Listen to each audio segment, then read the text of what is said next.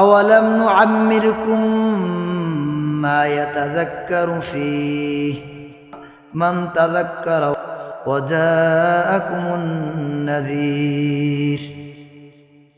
আমি কি তোমাদের এমন একটি বয়স দান করি নাই যেই বয়সের মধ্যে তুমি শিক্ষা গ্রহণ করতে চাইলে শিক্ষা গ্রহণ করতে পারতে এবং তোমাদের কাছে সতর্ককারীও গিয়েছিল। বুখারীর একটি হাদিস, আবু হুরায়রা রাদিয়াল্লাহু তাআলা আনহু বর্ণনা করেন, আন আবি হুরায়রা রাদিয়াল্লাহু তাআলা আনিন নবী সাল্লাল্লাহু আলাইহি ওয়াসাল্লাম قال أذر الله إلى أمري أخرج له حتى بلغ 60 سنة رواه البخاري। আবু হুরায়রা রাদিয়াল্লাহু তাআলা আনহু বর্ণনা করেন, রাসূল আকরাম সাল্লাল্লাহু আলাইহি ওয়াসাল্লাম বলেছেন, যেই ব্যক্তির মৃত্যুকে দীর্ঘায়িত করা হয়, যে ব্যক্তির মৃত্যুকে পিছিয়ে দেওয়া হয়, যতক্ষণ পর্যন্ত তার বয়স 60 না হয়, তার বয়স 60 হওয়া পর্যন্ত তার সমস্ত ওজরগুলো আল্লাহ তাআলা রব্বুল আলামিন কবুল করে না। সুবহানাল্লাহ।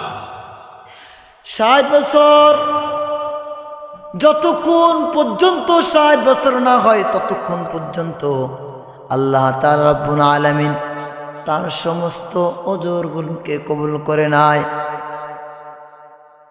রাসূল আকরাম সাল্লাল্লাহু আলাইহি ওয়াসাল্লাম যখন বয়স 60-এর কাছাকাছি চলে আসছে, তখন রাসূল আকরাম সাল্লাল্লাহু আলাইহি ওয়াসাল্লামের কাছে ওহী বেশি করে আসতেন। যখন রাসূল আকরাম সাল্লাল্লাহু আলাইহি ওয়াসাল্লাম যত বয়স বাড়তে হচ্ছে তত কি ওহী বেশি আসছে। রাসূল আকরাম সাল্লাল্লাহু আলাইহি ওয়া আলিহি ওয়াসাল্লামের উপর কোরআন নাজিল হয়েছে কয় বছর? 63 বছর। কথা বলেন, 63 বছর।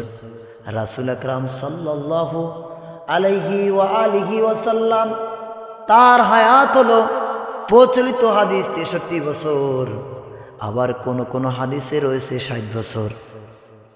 এখন যোগ করেন, রাসূল আকরাম সাল্লাল্লাহু আলাইহি ওয়াসাল্লাম যখন নবুয়ত পায় তখন রাসূল আকরামের বয়স 40 বছর, আর রাসূল আকরাম সাল্লাল্লাহু আলাইহি ওয়াসাল্লাম 23 বছর পর্যন্ত তার উপর কোরআন অবতীর্ণ হয়।